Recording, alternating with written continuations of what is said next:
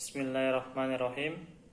Assalamualaikum warahmatullahi wabarakatuh. Innal hamdalillah nahmaduhu wa nasta'inuhu wa nastaghfiruh wa na'udzu billahi min shururi anfusina wa min sayyiati a'malina. May yahdihillahu fala mudilla lahu wa may yudlil fala hadiyalah. Asyhadu an la ilaha illallah wahdahu la syarikalah wa asyhadu anna Muhammadan abduhu wa rasuluh. Ya ayyuhalladzina amanu taqullaha haqqa tuqatih wa la tamutunna illa wa antum muslimun. Ya ayyuhan nas ittaqu rabbakumul ladzi khalaqakum min nafsin wahidah wa khalaqa minha zawjaha wa batha minhuma rijalan katsiran wa nisaa'a wattaqullaha alladzi tasaaluna bihi wal arham innallaha kana 'alaikum raqiba. Ya ayyuhalladzina amanu taqullaha wa qulu qawlan sadida yuslih lakum a'malakum wa yaghfir lakum dhunubakum wa may yuti'illaha wa rasulahu faqad faza fawzan 'azima. Amma ba'd. Pada pertemuan kali ini saya akan membahas tentang bab thaharah. Apa yang dimaksud dengan thaharah? Thaharah secara bahasa artinya kebersihan, yaitu bersihnya sesuatu dari kotoran. Dan kotoran itu bisa berupa kotoran yang kasat mata dan kotoran yang tidak kasat mata.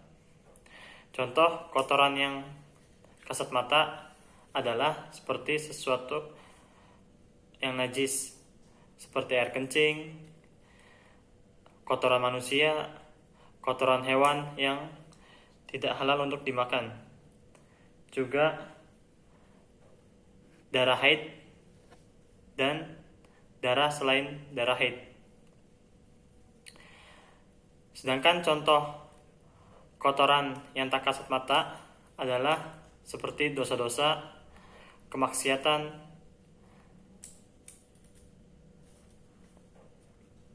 sifat akhlak yang buruk, dan sifat-sifat yang buruk. Adapun thaharah menurut syariat Islam yaitu menghilangkan sesuatu yang menjadikan seseorang tidak boleh sholat, baik berupa hadas atau berupa sesuatu yang najis.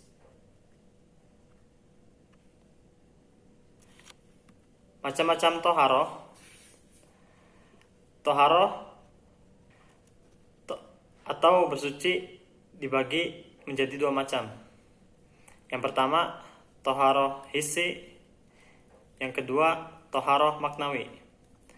Toharoh hissi adalah membersihkan diri dari kotoran, yang kotoran itu menyebabkan seseorang atau menyebabkan kita tidak boleh melaksanakan sholat. Sedangkan toharoh maknawi yaitu membersihkan diri atau membersihkan hati dari kotoran dosa. Yang saya akan bahas pada pertemuan kali ini adalah toharoh hissi. Toharoh hissi ada dua macam. Yang pertama toharoh hadas, yang kedua toharoh najis. Toharoh hadas adalah membersihkan diri dari hadas. Hadas adalah menunjukkan keadaan seseorang yang tidak suci. Toharoh hadas ini ada tiga macam.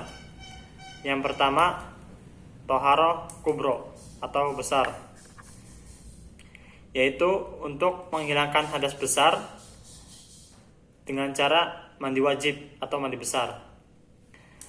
Hadas besar di sini seperti sehabis hubungan intim suami istri, mimpi basah, haid, dan nifas. Yang kedua, toharoh sugro atau kecil, yaitu untuk menghilangkannya dengan cara berwudu. Hadas kecil di sini adalah seperti buang angin, buang air kecil, dan buang air besar. Yang ketiga, toharoh sebagai pengganti toharoh sugro dan toharoh kubro, yaitu dengan cara tayamum. Jadi tayamum bisa menggantikan mandi besar dan wudhu sekaligus jika tidak ada air atau sulit menggunakan air. Sedangkan toharoh najis adalah membersihkan diri dari najis. Najis berbeda dengan hadas. Kalau najis itu menunjukkan sesuatu yang kotor dan bentuknya dapat dilihat atau dipegang. Sedangkan hadas itu menunjukkan suatu keadaan seseorang yang tidak suci. Membersihkan najis ada 3 cara. Yang pertama dengan cara mencuci, yang kedua dengan cara mengusap, yang ketiga dengan cara memerciki. Apa hukum toharoh? Bersuci dari kotoran yang najis diwajibkan bagi seseorang yang mampu untuk menghilangkan kotoran tersebut. Sebagaimana yang disebutkan di dalam Al-Quran Al-Karim pada surat Al-Mudaththir ayat yang keempat, Allah Subhanahu wa taala berfirman, A'udzubillahi minasyaitonirrajim. Wa thiyabaka fatahhir, yang artinya maka bersihkanlah bajumu. Kalau kita mengambil penafsiran ini berarti bersihkan bajumu dari kotoran-kotoran yang menjadikannya najis. Dan di situ Allah Subhanahu wa taala memerintahkan kepada nabi kita Muhammad sallallahu alaihi wasallam untuk membersihkan pakaiannya dari kotoran-kotoran yang najis. Di dalam kaidah usul fikih dikatakan bahwa pada asalnya perintah dalam syariat itu menunjukkan hukum wajib, dan di dalam kaidah usul fikih pula disebutkan bahwa perintah kepada Rasulullah SAW itu menunjukkan perintah kepada umatnya juga.